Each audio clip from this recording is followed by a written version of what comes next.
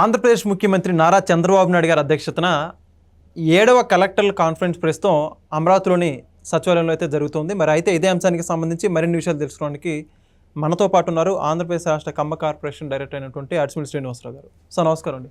నమస్కారం అండి. సార్, కలెక్టర్ల కాన్ఫరెన్స్ నిర్వహించుకోవడం, దాంట్లో కలెక్టర్లకి ఏదైతే దిశానిర్దేశం చేయడం కావచ్చు, జరుగుతున్న పురోగతి గురించి వాటి గురించి వివరాలు తెలుసుకోవడం, ఇది వరుసగా ఎక్కడ కూడా వాళ్ళకి గ్యాప్ ఇవ్వకుండా గ్రౌండ్లో పంపించడం, మళ్ళీ ఫీడ్బ్యాక్ కోసం మళ్ళీ వాళ్ళతో కాన్ఫరెన్స్ తీసుకోవడం, ఇది 7వసారి కూటమి ప్రభుత్వం అధికారంలోకి వచ్చి ఇంకా 2 సంవత్సరాలు కూడా గడవలేదు. 7వసారి కలెక్టర్ల కాన్ఫరెన్స్, ఎస్పీల సమావేశం కూడా జరుగుతుంది. మరి అయితే ఇప్పుడు ఈ అంశం గురించి మీరు ఏమంటారు, ఎలా జరుగుతుందంటారు? ఇప్పుడు సమీక్ష 23 నెలలైంది ప్రభుత్వం ఏర్పడి ప్రమాణ స్వీకారం చేసి. ఈ 23 నెలల్లోనూ చేపట్టిన కార్యక్రమాలు, అభివృద్ధి, వీటి మీద ఒక సమీక్ష నిర్వహించి వాళ్ళకి ఒక దిశానిర్దేశం, వాళ్ళ ఎంకరేజ్మెంట్, వాళ్ళ సహకారం కావాలి కదా, అధికారుల సహకారం కావాలి కదా. చంద్రబాబు నాయుడు గారు ఎప్పుడు కూడా అధికారుల్లో వాళ్ళు వ్యక్తిగతంగా వాళ్ళు పార్టీకి ఆన్ చేశారా, మంచి చేశారా, వాళ్ళ రాజకీయాలు ఉన్నాయా, లేకపోతే గత ప్రభుత్వాలతో అనుకూలంగా ఉన్నారనేటువంటి పక్కన పెట్టి వాళ్ళ చేత పని చేయించుకోవడానికి, వాళ్ళ చేత పని చేయించడానికి ప్రయత్నం చేస్తాడు. వాళ్ళని అభివృద్ధిలో భాగం చేసి వాళ్ళు మోటివేట్ చేస్తూ ఉంటాడు సాధారణంగా. ఆ క్రమంలోనే ఇప్పుడు ఇవాళ 7వసారి ఈ ప్రభుత్వం ఏర్పడిన తర్వాత ఈ కలెక్టర్ల కంప్లీట్ సమావేశం 7వసారి జరిగింది. కూటమి ప్రభుత్వం వచ్చిన తర్వాత పథకాలు, కార్యక్రమాలు, విజయాలు ఈ కలెక్టర్ల సదస్సులో ఆయన మొత్తం వివరించి వాళ్ళు ఇంకా ఏం చేయాలనేటువంటి దానికి దిశానిర్దేశం చేశాడు. అంటే దాదాపు 100కు పైగా పథకాలు, 100 అంటే మనం సూపర్ 6 అని అనుకుంటూ ఉంటాం. ఇది సమస్య ఏంటంటే జగన్మోహన్ రెడ్డి లేదా వాళ్ళ గ్యాంగు, లేదా పక్కన సాంబార్ వాసన, ఈ ఎన్నికలు ఈ గోల్లో పడి టీడీపీ సోషల్ మీడియా కూడా దీన్ని పెద్ద పట్టించుకోవట్లేదు. కారణం ఏంటో తెలియదు. అంటే కొంత ఎన్నికల ముందు ఒక యుద్ధం చేస్తున్నట్టు ఉంటుంది, తర్వాత మళ్ళీ ఆవిడ గొడవలు ఆడు ఉంటాడు, లేకపోతే ఒకరి మీద వాళ్ళు రకరకాలుగా మారుతుంది. కానీ విమర్శ ఎక్కువ వస్తూ ఉంది. ఇటు ఒక వాకల్ సెక్షన్ ఉంటుంది, కొంత బాగా రాయగలిగినట్టు కొంతమంది ఏం చేస్తున్నారంటే నిత్యం ప్రభుత్వం మీద ఏదో రకంగా నెగిటివ్గా పోస్టులు పెడుతున్నారు. బట్ టీడీపీ అనుకూల వ్యక్తులే, టీడీపీ అనుకూల వ్యక్తులు, శక్తులు కొంచెం టీడీపీకి, కూటమి ప్రభుత్వానికి వ్యతిరేకంగా మాట్లాడుతున్నారు. చంద్రబాబు నాయుడు గారు భక్తులు వాళ్ళంతా. అయినా సరే అదే ఎక్కువ ప్రచారం నడుస్తుంది. యాక్చువల్గా జరిగింది ఏంటంటే సూపర్ 6 పథకాలు సూపర్ డూపర్ హిట్ అయినాయి. సూపర్ 6 అందులో ఒక్క ఆడపిల్లకి 1500 ఇస్తాం, నిరుద్యోగ భృతి 3000, ఈ 2 తప్ప మిగతా అన్నీ అందులో ఒకటి రేపు ప్రమాణ స్వీకారం లోపల అది కూడా ఇంకోటి అమలు చేస్తారు. అర్థమైందా? ఇక నేను ఇంతకీ ఆకరపడుతున్న లిస్ట్ రాసుకున్నాను నేను ఇదంతా. అంటే మన నోట్లో తిరగవయ్యి కనుక 3 ఉన్నాయి, 4-5 అయితే చెప్పేస్తాం. జగన్లాగా బటన్ నొక్కుతామంటే చెప్పేయచ్చు. ఇక్కడ తల్లికి వందనానికి 10,090 కోట్లు ఖర్చు పెట్టారు. తల్లికి వందనానికి 67.27 lakhs అండ్ అలా 67 లక్షల మందికి విద్యార్థులకి సాయం జరిగింది. అంటే జగన్మోహన్ రెడ్డి ఏం చేసేవాడు, అమ్మఒడి పేరుతోటి ఒక ఇంటికి ఒకరికి ఇచ్చేవాడు. ఇప్పుడు వీళ్ళు తల్లికి వందనంలో ఇంట్లో ఆడపిల్ల ఎంతమంది ఉంటే అంతమందికి, అంటే అందుకుని దాదాపు 60, అతని హయాంలో 20 లక్షలు కూడా లేదు, దాదాపు 40 లక్షల మంది ఎక్స్ట్రా ఇచ్చారు. 40 లక్షల మందికి. ఇది ఎంత పెద్ద అచీవ్మెంట్ ఇది.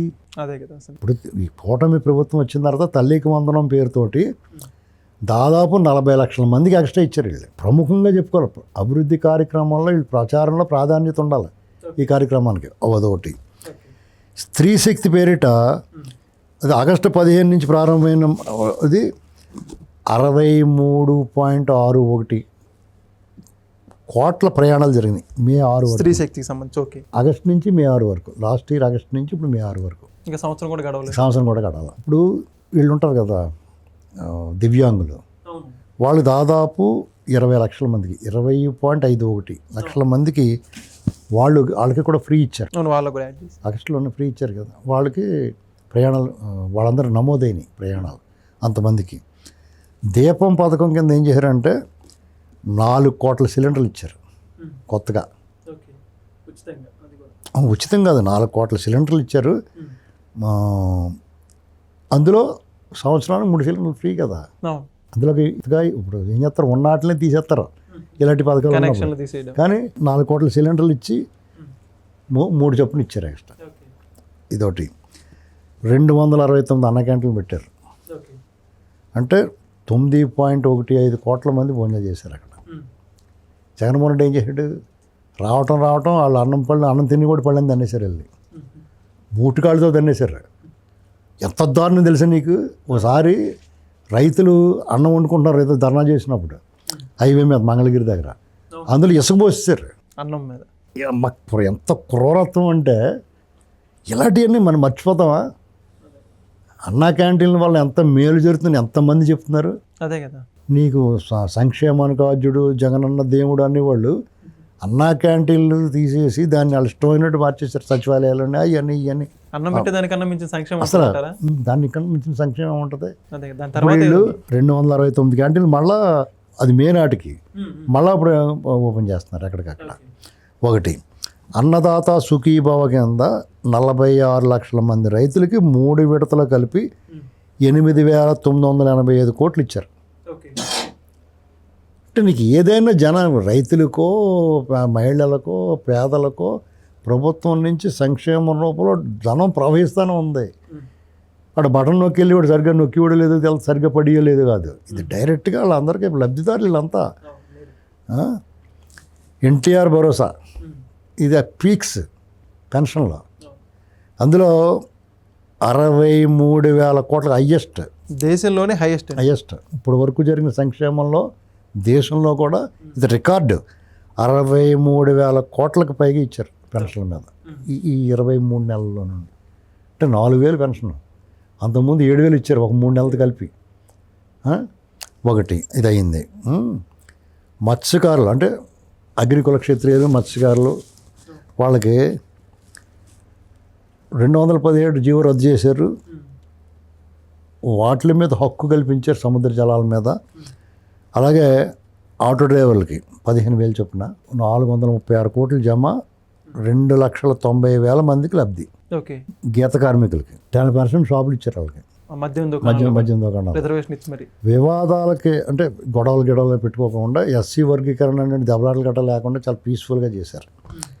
ఇక కంసాల వృత్తి బంగారం పని చేస్తారు కదా, స్వర్ణకారులు అంటారు కదా, వాళ్ళకి ప్రత్యేకంగా కార్పొరేషన్ ఏర్పాటు చేసి వాళ్ళ సంక్షేమానికి వాళ్ళ వెల్ఫేర్కి వాళ్ళ కార్యక్రమాన్ని ఏర్పాటు చేశారు. అంటే వాళ్ళకి సంబంధించిన సమస్యలు ఏమైనా ఉంటాయంటే కార్పొరేషన్ చైర్మన్ వాళ్ళ డైరెక్టర్లు అది చూస్తూ ఉంటారు.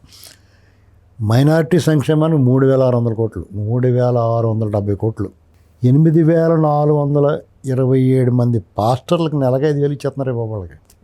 ఇంకా బాగా చెప్పామని గౌరవ వేతనం 51 కోట్లు, ఇమాములకి నెలకు 10,000, మౌజాన్లకు 5,000, ఇది మొత్తం 90 కోట్లు రిలీజ్ చేయాలి. వక్ఫ్ బోర్డు పునరుద్ధరణ, అది అన్ని వర్గాలకు అందులో ఉన్న అందరికీ ప్రాధాన్యత ఇస్తారు వక్ఫ్ బోర్డులో. అంటే సున్నీలని షియాలని రకరకాలు ఉంటారు కదా వాళ్ళందరికీ. పురోహితులకి 15,000, నాయి బ్రాహ్మణులకి 25,000, మగ్గాలో చేనేతలకు 200, మరమగ్గాల చేనేతలకు 500 యూనిట్లు కరెంట్ ఫ్రీ, జూనియర్ లాయర్లకు 10,000 గౌరవ వేతనం, మెగా డిఎస్సి ముఖ్యమంత్రి తొలి సంతకం 15,947 టీచర్ పోస్టులు భర్తీ చేశారు, 5,757 కానిస్టేబుల్ పోస్టులు, 4,500 నుంచి 12,500కి వాళ్ళ స్టైఫండ్ పెంచారు కానిస్టేబుల్స్కి. ట్రైనింగ్ పీరియడ్లో అది 10,000కి పైగా పోస్టులు జాబ్ క్యాలెండర్ మళ్ళీ విడుదల చేశారు. భవిష్యత్ నగరంగా అమరావతి నిర్మాణాన్ని శాశ్వత ఏకైక రాజధానిగా కేంద్రం నుంచి గెజెట్ తీసుకొచ్చారు. రాష్ట్రపతి రాజముద్ర వేసింది దడేయమంటాను. ఉచిత ఇసుక నిర్మాణ రంగానికి ఇదివరకటి కన్నా అంటే దాంట్లో సమస్యలు ఉన్నాయి. ఇసుక అయితే ఫ్రీగా ఇస్తున్నారు, ఆ ట్రాన్స్పోర్ట్ కాట్లకి వేసుకుంటారు, ఆ ఏరియాని బట్టి దుబ్బేసి కూడా దుబ్బేస్తారు. ఇంకా అది ఏం చేయలేడు ఇంకెవడానికి, ఆ లోకల్గా ఉన్న వాళ్ళు కాపాడాల్సిందే. ఇప్పుడు అమ్మ పెట్టి అడుగుతానని కొంతమంది చేస్తూ ఉంటారు. దేవుడి వారు ఇచ్చిన పూజారి వరం ఏం లేదన్నట్టు కొన్ని ఇబ్బందులు ఉంటాయి. వాటిని అధిగమించాల్సింది ఆ లోకల్గా ఉన్న నాయకులు సహకరించాలి, ఈ ప్రభుత్వం అధికారులు అందరూ. ఇంకోటి ఏంటంటే నువ్వు టాటా వేసుకెళ్తే నేను ఎవడేమంటే నువ్వు అమ్ముకుంటూ దుబ్బుతుంటే పట్టుకుంటారు. కొంతమందికి ఏం చేయండి, నీ ఇంట్లో నీ పని ఉందా, నువ్వు టాటా వేసుకుని బండి వేసుకుని వెళ్తే నేను ఎవడే ఆబ్జెక్ట్, కానీ నువ్వు అది పట్టుకొచ్చి అమ్ముకుంటున్నావు ఇంకా నేను పట్టుకుంటారు. దాన్ని అలాగే వ్యాపారం కింద మార్చేస్తున్నారు కొంతమంది. ఇప్పుడు ఫ్రీ ఇసుకన్నారు, నీకు టాటా ఉంది, ఓ టాటా నుండి ఇసుక తీసుకెళ్ళి నీ ఇంట్లో పని చేసుకుంటే నీకు అభ్యంతరం ఉండదు. కానీ నువ్వేం చేస్తాను, టాటా 4,000, 5,000 అమ్ముకుంటున్నావు అనుకో, అక్కడ వస్తుంది సమస్య. అంటే చాలామంది ఫ్రీ ఇసుక ఎక్కడ ఉంది ఫ్రీ అంటారు కాబట్టి నేను చెప్తున్నాను వివరంగా. ఇది ఈ లెక్కర విషయంలోనూ జే బ్రాండ్స్ అన్నీ రద్దయిపోయినాయి. అంటే పేగులు పుల్లడిపోయి కిడ్నీలు పాడైపోయి రిజర్వేషన్ లేకుండా పైకి వెళ్ళిపోయి టికెట్ అనమాట. అది అవన్నీ రద్దు చేశారు. నాణ్యమైన మద్యం సరఫరా చేస్తారు, డబ్బులు తీసుకుంటే మంచి తీరే బాబు అంటాం కదా. అలాగా అంగన్వాడీ కార్యకర్తలు, ఆశా వర్కర్లకి గ్రాట్యుటీ అమలు చేశారు. బాలింతలకు మళ్ళీ ఎన్టీఆర్ బేబీ కిట్లు ఇచ్చారు. చెత్త పన్ను రద్దు చేశారు.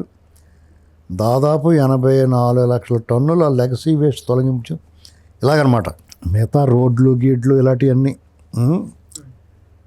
గిరిజన తండాలకి రోడ్ల నిర్మాణం అనేటువంటి రికార్డు చెప్పుకోవాలి. ఎందుకంటే వాళ్ళకి ఏదైనా అనారోగ్యం వచ్చినా, ఏం ప్రాబ్లం వచ్చినా బయటకు వెళ్ళి మోసుకుని వెళ్ళాల్సిన మనుషులు. ఆ విషయంలో పవన్ కళ్యాణ్ గారి చొరవ కూడా చాలా అద్భుతంగా చేశారు. అది పరిశ్రమల నాటికి ఎస్క్రో ఖాతాలో చాలా బాగుంది అంతా. విశాఖ ఐటీ హబ్, టీసీఎస్ ప్రారంభం, వన్ ఫ్యామిలీ, తిరుమల సహా దేవాలయాల సేవల పేరు మార్పులు, హంద్రీనీవా కాలువ విస్తరణ, రాయలసీమలో అన్ని చెరువులు ప్రాజెక్టులు కంప్లీట్ నీరు నింపారు. కలకలాడుతూ ఉన్న నీరంతా. పోలవరం నిర్మాణం రేపు జూన్ 21 అయిపోతుంది. నేను చూసి వెళ్ళి దగ్గరుండి చూపించాడు ప్రాజెక్ట్ మేనేజర్. కానీ మీ దీని మీద రకరకాల కామెంట్స్ వస్తున్నాయి, మాకు అది ఏం జరుగుతుందో చెప్పించండి అంటే అన్ని వివరంగా చెప్పాడు. మనం అది చూస్తే మాకు ఏం తెలుస్తుంది. బొత్స సత్యనారాయణ అంటే డయాఫ్రామ్ వాల్ ఉన్నారు, ఎక్కడ ఉందని అంటాం. నిజంగా కనపడదు డయాఫ్రామ్ వాల్ అంటే కనపడదు పైకి. అది అడుక్కేసుకుంటే వెళ్తారు. అది అతను తెలియక అడిగాడు ఎక్కడ ఉందా డయాఫ్రామ్ వాల్ ఎక్కడ ఉందని అడిగాడు బొత్స సత్యనారాయణ. అలాగే మనం అడుగుతాం. కాబట్టి వాళ్ళు చెప్పారు వివరంగా. సాగునీటి ప్రాజెక్టులకి దాదాపు 24 వేల కోట్లు ఖర్చు పెట్టారు. 23 నెలలు. అంటే జగన్మోహన్ రెడ్డి 10 రూపాయలు కూడా ఖర్చు పెట్టిన పరిస్థితిలో 24 వేల కోట్లు ఖర్చు పెట్టారు. వెలిగొండ ప్రాజెక్టు 571, తుంగభద్ర గేట్ల మరమ్మతులకి 55 కోట్లు. ఇలాగనమాట. ప్రాజెక్టుల మరమ్మతులు 610 కోట్లు. సాగునీటి సంఘాలకి 6,000 సంఘాలు ఎన్నికలు జరిగినాయి. వాళ్ళ పర్యవేక్షణలో ఉంటుంది అదంతా. ఇలాగా రికార్డు స్థాయిలో ధాన్యం సేకరణ. కాకినాడలో గ్రీన్ అమ్మోనియా శంకుస్థాపన జరిగింది. 2 ఏళ్లలో గ్రీన్ అమ్మోనియా ఎగుమతి అవుద్ది అక్కడి నుంచి కాకినాడలో. క్వాంటమ్ రిఫరెన్స్ ఫెసిలిటీ సెంటర్ అమరావతిలో. రాజధానిలో క్వాంటమ్ వ్యాలీ భవనాలకు శంకుస్థాపన చేశారు. డబుల్ డిజిట్ గ్రోత్ 11-28% వచ్చింది మనకి జీడిపి కూడా. ఇలాగే మనకే ఒకటి కరెంటు యూనిట్ కాస్ట్ 30 పైసలు తగ్గించారు. మరో 30 పైసలు తగ్గిస్తారు. ఇదేంటంటే ఇదివరకు ట్రూ అప్ ఛార్జీలు ఉండి, ఇప్పుడు ట్రూ డౌన్ ఛార్జీ. ఇది రికార్డు కదా. మనం ఇప్పుడు మండిపోతున్నప్పుడు రేట్లు. ఇలాగే కొంచెం పెట్రోల్ కూడా ఏదైనా చూస్తే బాగుంటుంది. 20 లక్షల మంది ఎస్సీ ఎస్టీలకి సోలార్ రూఫ్ టాప్ అంటే వాళ్ళకి ఫ్రీ కరెంటు దొరుకుతుంది అన్నమాట. ఇలాగనమాట. ఇది ఇలాంటివి మాట్లాడుకోవాలి. కానీ మనం ఏం చేస్తున్నాం, అంతసేపు జగన్ గారు సరిగ్గా అవ్వలేదు, కూర్చోలేదు, టీవీకే అక్కడ విజయ్ ఈ గోవాల్లోనే పడిపోతున్నారు అంతా. ఈ పదే మాట్లాడుతుంటే ఏం చేసాడు ఏం చేయలేదు అంటే ఏం చేస్తారా బాబు ఇంతకన్నా అని చెప్పడానికి ఉంటుంది. ఇప్పుడు అలా కాకుండా శ్రీ సిటీలో 5,000 కోట్లతో ఎల్జీ, 1000 కోట్లతో క్యారియర్ ఏసీ పరిశ్రమ శంకుస్థాపన జరిగింది. 5,400 కోట్లతో రెన్యూ ఎనర్జీ సంస్థ శంకుస్థాపన చేశారు. అనకాపల్లిలో ఆర్సిలర్ మెటల్ది 135,000 కోట్లు. విశాఖపట్నంలో గూగుల్ది 135,000. 1,00,000 కోట్లతో రిలయన్స్ వాళ్ళు ఒక్కళ్ళదే.